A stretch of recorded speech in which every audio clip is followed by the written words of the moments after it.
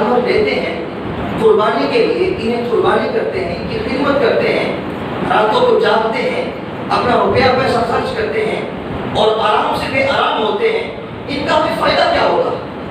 Number ایک تو اللہ کا فرمان ہے، نمبر دو ہمارے آقا مولا صلی اللہ علیہ وسلم کی سنت مبارکہ ہے اور حضرت ابراہیم علیہ السلام کی سنت مبارکہ، اس لیے اور اس کے علاوہ اور ہمیں سب کیا فائدہ حاصل ہوگا؟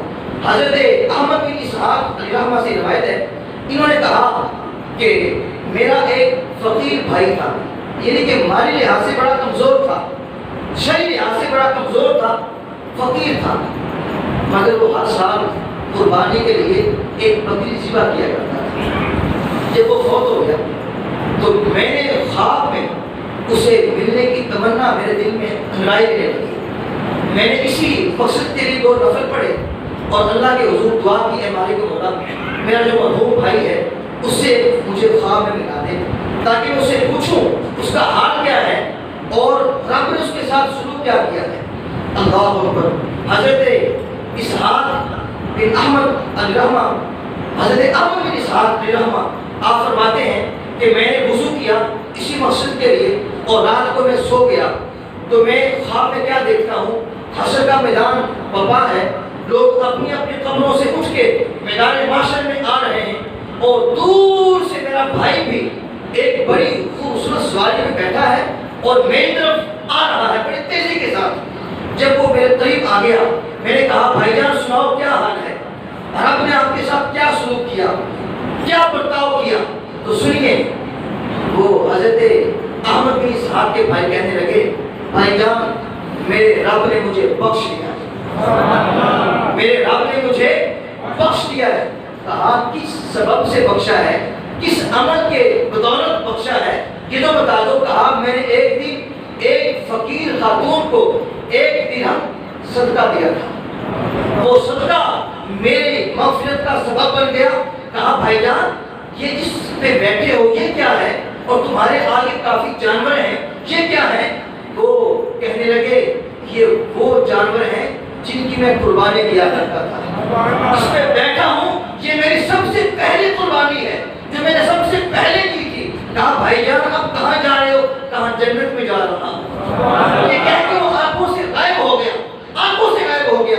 اللہ اکبر۔ تو یہ قربانی کا اجر و ثواب ہے، ہمیں اسے خوش دلی کے ساتھ، محبت کے ساتھ اور خلوص کے ساتھ کرنا چاہیے۔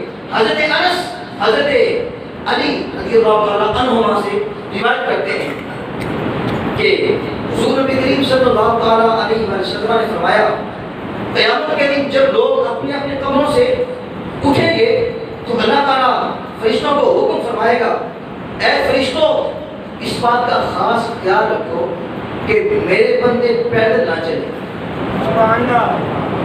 اس بات کا خاص خیال رکھو میرے بندے پیدل نہ چلیں، انہیں اپنی عمدہ سواریوں پر سوار کر لو، کیونکہ میرے بندے سوار ہونے کی عادی تھے، پیدل چلنے کی عادی نہیں تھے۔ اللہ اکبر۔ شروع میں ان کی باتوں کی پشتیں ان کی سواریاں بنی ہیں جی، وہ ان کے لیے گھوڑوں اور خچروں کا اہتمام کرتے، یہ ان پہ بیٹھتے۔ پھر جب ان کی ماؤں نے انہیں جنم دیا، انہیں پیدا کیا، مدت رضاعت تک یہ اپنی ماؤں کی گود میں بطور سوار بنا کے وہاں جھولے لیتے رہے اور وہاں جناب اللہ کے فضل و کرم سے عیش کرتے رہے۔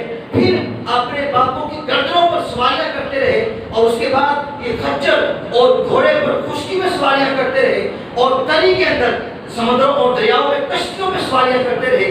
جب یہ فوت ہو گئے ان کے اعزاء و اقربا نے، ان کے بھائیوں نے، ان کے دوستوں نے انہیں کندھے پہ اٹھایا، سوار کیا، قبر میں آ کے دفن کر دیا۔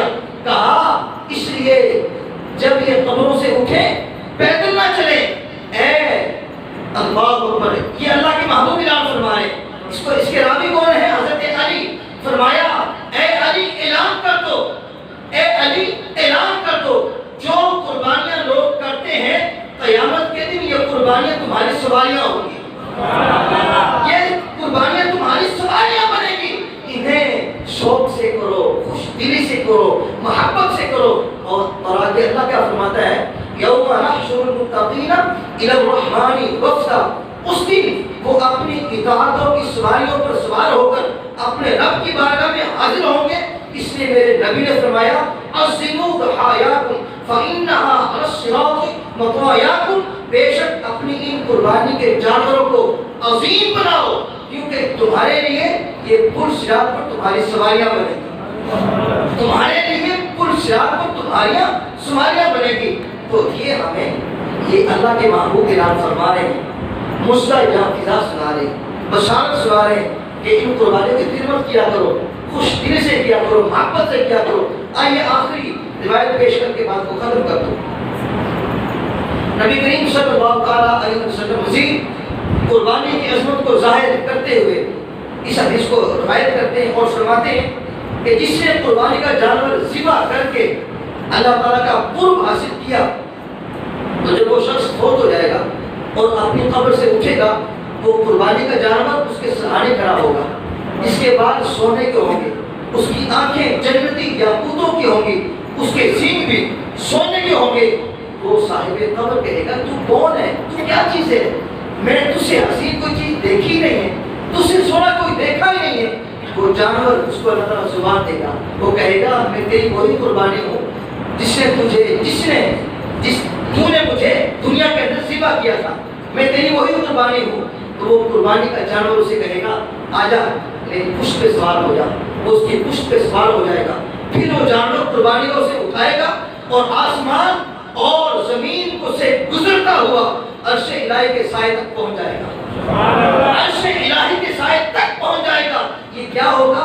ہمارا قربانی کا جانور جسے ہم آج قربانی کرتے ہیں اللہ کی رضا کے لیے، اس کا قرب حاصل کرنے کے لیے، اپنے باپ ابراہیم علیہ السلام کی سنت کو زندہ رکھتے ہوئے، اپنے آقا مولا کی سنت کو ادا کرتے ہوئے، تو یہ ہماری قربانیاں قیامت کے دن ہماری سواریاں بن جائیں گی جو ہمیں پل صراط سے گزارے گی اور اللہ تعالیٰ کی رضا کا، اس کی خوشنودی کا جناب یہ وسیلہ بنے گی۔ اس لیے اسے خوش دلی سے محبت سے قربان کرو۔ اللہ تعالیٰ ہمیں اس سنت کو زندہ کر کے خوش دلی کے ساتھ اسے قربان کرنے کی توفیق عطا فرمائے۔